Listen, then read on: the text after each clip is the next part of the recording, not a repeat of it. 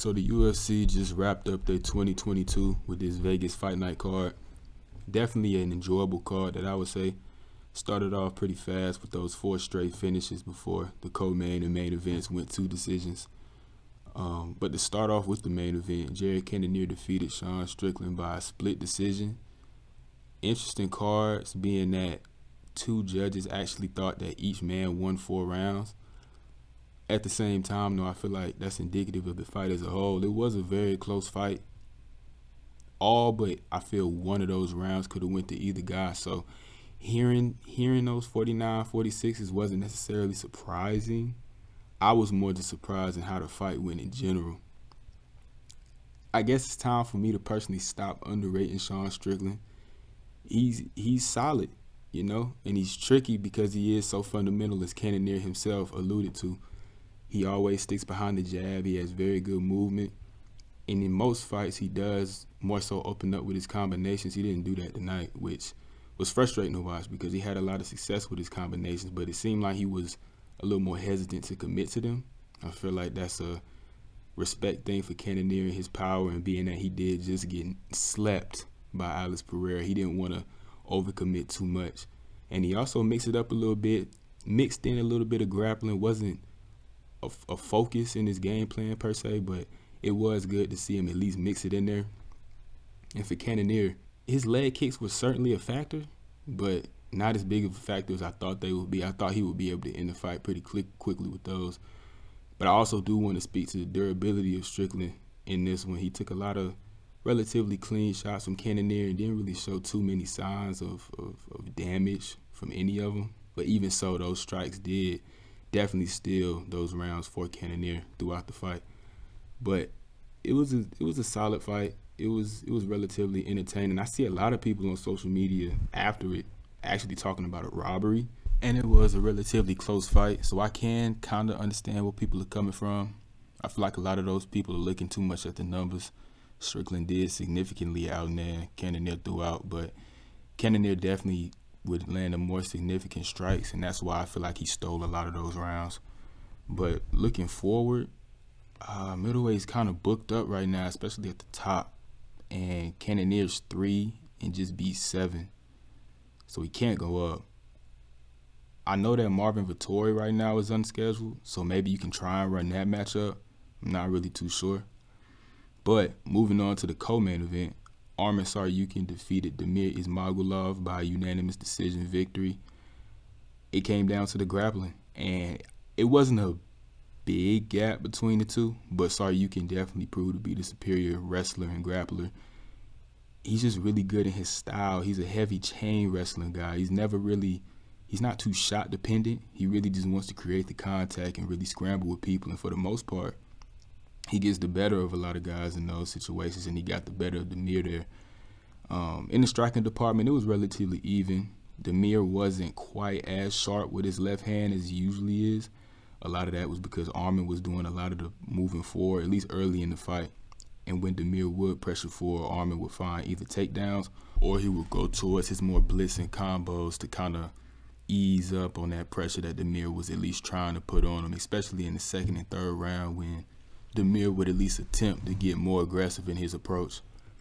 But with this win, Arman was sitting at number 9. You want to look ahead in the rankings. I really honestly feel like a lot of people aren't going to want to fight Arman because of his style and what he brings to the table. But one matchup that I personally am super interested in is a potential Arman versus Oliveira matchup. I feel like that the scrambles and the grappling exchanges in that one will be crazy. I really do want to see that. Hopefully it can happen moving forward. Moving on to Amir Albazi taking out Alexander Costa in the 3rd round by stoppage. It was a very calculated approach from Albazi, to be honest. First round was pretty slow, but in the 2nd round we saw him mix up his combos, go to the 2-1, catch Costa off guard, sit him down, control him for the rest of that round, and in the 3rd round, a vicious uppercut to put Costa down, and wasn't really too much that needed to be added on to that afterwards. I really want to see him in his matchups against Alex Perez or Brandon Royval. Both of those bouts got canceled on him, and he had to take the Costa fight, but I definitely would like to see either one of those matchups. Honestly, Alex Perez. Alex Perez interests me a little more. Then moving on to Bruce Leroy. Bruce Leroy getting it done against Julian Erosa with a beautiful head kick. Used the left hook to set up his left high kick. The same hand, same leg combination that oftentimes catches people. People don't really expect that. So when you throw it out at them, they usually do duck their head, try and slip on the outside of the hook like Erosa did right into the head kick. And he really landed more so with the ankle and the foot. And I was telling my mans, if he would have landed with the shin, man, that one would have been really bad. The extra punches after the kick wouldn't have at all been necessary. But Caceres is actually 6-1 in his last 7, putting on a good stretch here. So I'm interested to see what's next for him. Moving on to the fight of the night, as expected, Drew Dober puts down Bobby Green in the second round with a good left hook. It was a typical Drew Dober performance, to be honest. He took a lot of damage, fought through adversity, and he just has to be perfect one time. You know, it was one of those fights where we saw Bobby Green putting it on him, peppering him up, specifically with that left straight down the pipe. He was just so much faster than Dober in all the exchanges, but Dober's got that chin. He can take a lot of punishment, but a lot of guys can't take punches from him, man. He's one of the most powerful guys in the division, which makes me think there's some interesting matchups towards the top of the rankings, but Drew Dober isn't necessarily at that level yet, and beating Bobby Green doesn't put him there. But a very entertaining fight, as we all expected, and I'm just happy it delivered. And finally, moving to Mikhail Oleksiejczuk putting down Cody Brundage in the first round. And this fight just served as another display of Mikhail's power. He's shown it throughout his career that he can end a fight in any position, right? From back mount to obviously standing up, body shots. But in this fight, closed guard, just raining down, stupid, powerful ground and pound. He's definitely somebody that I'm looking at moving forward into 2023, just due to the power that he possesses. And even though he can get a bit wild and reckless in his approach, having that kind of power always going to put you in good positions. So I'm interested to see what happens with him moving forward in his trajectory.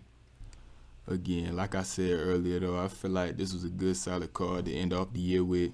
A lot of fun fights, good finishes, and a couple of high-level displays. But, yeah.